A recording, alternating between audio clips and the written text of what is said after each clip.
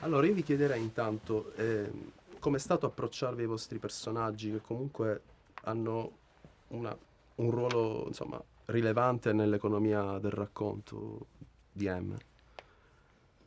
Ma per quanto mi riguarda è stato mi sono mosso da una grandissima curiosità. Non avevo letto il libro e mi sono reso conto che conoscevo pochissimo della storia, di come sono avvenuti tutti i passaggi. E secondo me questo sia il libro che la serie, la sceneggiatura della serie lo spiega benissimo. E poi quindi ero mosso da una grandissima curiosità e quindi mi sono immerso in questo mondo, ho lavorato anche fisicamente su fotografie dell'epoca per ritrovare certe cose che noi non abbiamo, perché mi ero reso conto che io come essere umano sono troppo contemporaneo per poter raccontare quel mondo lì e soprattutto cercare un tipo di relazione con Luca Marinelli e il Duce, questa relazione di amicizia tossica, fondamentalmente.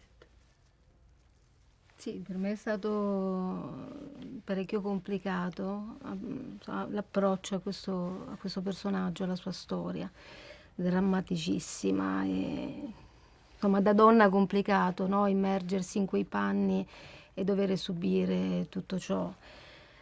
Il lavoro che ho fatto è stato un lavoro che è partito molto da una fisicità, da ricordi miei di infanzia, delle camminate, delle signore, della Sdora romagnola, che è il capofamiglia da noi, no? La signora di casa.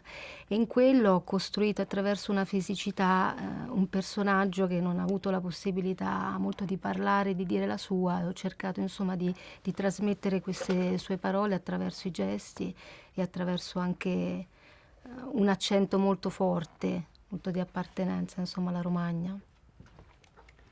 Io condivido la curiosità di Francesco e condivido un lavoro anche sul corpo. Credo che questi due elementi eh, li condividiamo tutti e tre e poi chiaramente c'era una regia magistrale e Luca che non dobbiamo descriverlo come compagno di scena perché si descrive da solo e una sceneggiatura nonché un romanzo straordinario. Quindi, insomma, diciamo, ci piace giocare facile anche, Siamo come tutte abbiamo detto prima. predisposti per fare un Sì. grandissimo lavoro. Ma Certo. infatti io vi chiedo, secondo voi, anche per via dei valori trattati, della storia, dell'universalità della storia, quale potrebbe essere la ricezione di M per gennaio?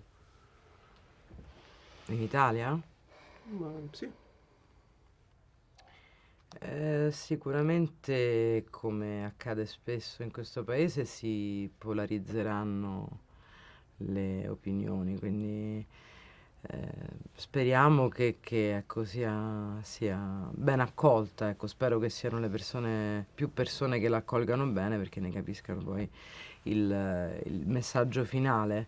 Sarà anche strumentalizzata, questo senza dubbio, perché in alcuni passaggi magari qualcuno potrebbe dire che c'è un'ambiguità, cosa che per me non c'è assolutamente, e come ogni prodotto deve essere visto nella sua interezza, è come uscire prima a teatro e poi dire che lo spettacolo è brutto, ecco, bisogna prima vedere tutto lo spettacolo e poi esprimere un'opinione. Certo. Che venga visto, no? Come dicevamo, nella maniera più giusta, anche perché l'intento ovviamente non era quello di mitizzare nessuno, anzi di rendere al meglio con il lavoro preziosissimo di ognuno una storia, una verità terrificante e penso che tutti, no, l'abbiamo fatto al meglio delle nostre capacità. Quindi speriamo che appunto venga accolta nella maniera in cui deve essere accolta una storia del genere. Io spero che il pubblico lo accolga come ho accolto io questo progetto, cioè appunto non conoscevo bene la storia o ero convinto di conoscerla e invece mi sono lasciato completamente prendere da questo progetto che alla fine me ne sono tornato a casa con dei valori anche civili molto importanti, quindi per me sia l'approccio prima di iniziare a girare, sia il finale quando ho finito di girare, per me è stato un viaggio di coscienza civile. Lo dico senza alcuna retorica, eh. Cioè veramente io mi sono sentito cresciuto come essere umano dopo quei 7 mesi, e quindi spero che alla fine della visione valga lo stesso per tutti gli spettatori. Grazie. Grazie a te. te.